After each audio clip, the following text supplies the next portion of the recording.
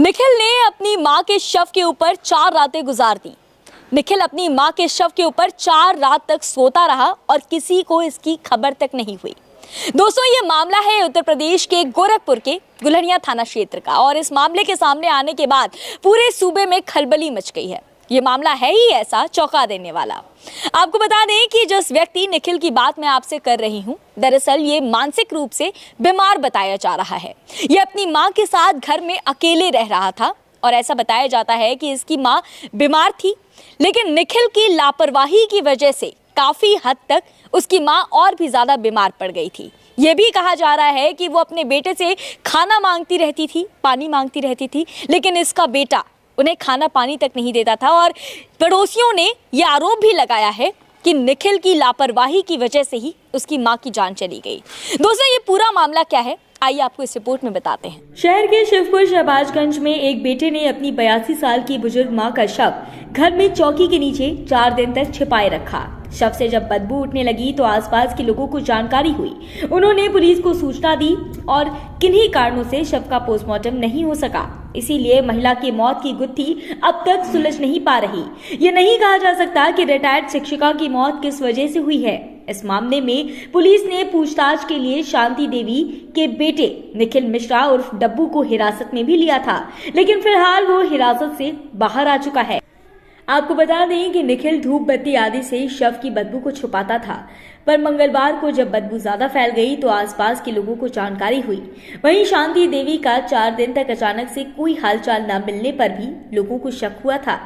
आपको बता दें कि मोहल्ले वालों ने शांति देवी के बेटे निखिल को मानसिक रूप से बीमार भी बताया था। उन्होंने कहा कि वह नशे का आदी है और अक्सर मारपीट भी करता है। कुछ दिनों उसकी पत्नी अपने बेटे को लेकर मायके चली गई, जिसके बाद परिवार में सिर्फ ये और इसकी मां रह गए थे। इसके अलावा कुछ किराएदार भी रहा करते थे, लेकिन निखिल की हरकतों से किराएदार भी 1 महीने के पहले मकान खाली करके चले गए।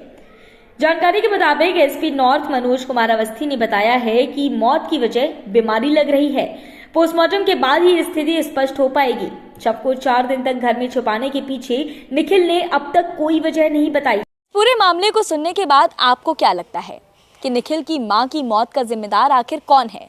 क्या उसकी मौत का जिम्मेदार उसका बेटा ही है, निखिल ही है, जो इस तरीके से अपनी मां की लाचारी का फायदा उठाता रहा, जो इस तरह से अपनी मां की चीखों को, उसकी ज़रूरतों को नकारता रहा, या फिर वो बहू है जो ये जानते हुए कि उसका पति वाकई में मानसिक रूप से बीमार है और उसे नशे की लत है, ये सब कुछ जानते हुए भी वो अपनी सास को अकेला छोड़ करके चली गई? क्या उसकी जिम्मेदारी नहीं थी कि जब वो घर छोड़कर जा रही है तो वो अपनी सास के लिए कोई इंतज़ाम करके जाए, या फिर वो अपनी पति को नशा मुक्ति केंद्र छोड़ करके जाए? क्या आपको लगता है कि निखिल की मां की मौत का जिम्मेदार वो पड़ोसी नहीं है, जो पड़ोसी उसकी आवाज़ें सुनते रहे? मॉर्निंग वॉक के दौरान बहुत सारे लोगों ने ये बताया कि हम मॉर्निंग वॉक करने जाते थे तो आवाज़ें आती थीं। वो माँ जो है वो अपने बेटे से पानी मांगती थी, खाना मांगती थी, लेकिन उसका बेटा नज़रअंदाज कर देता था। लेकिन नज़रअंदाज तो वो पड़ोसियों ने भी किया, जिन पड़ोसियों ने ये आवाज़ें सुनी और उन्होंने पुलिस को गुप्त रूप से बताया नहीं। और अंत में क्या निखिल की मां की मौत का जिम्मेदार वो समाज नहीं है, जो समाज ऐसे विकृत मानसिकता के लोगों की छोटी छोटी गलतियों को नज़रअंदाज कर देता है और एक दिन यही छोटी छोटी गलतियां एक बड़ा अपराध का रूप ले लेती हैं? इस पूरे मामले को लेकर आप क्या सोचते हैं, हमें कमेंट करके ज़रूर बताइएगा। बने रहिए गोरखपुर लाइव के साथ, देखते रहिए गोरखपुर लाइव।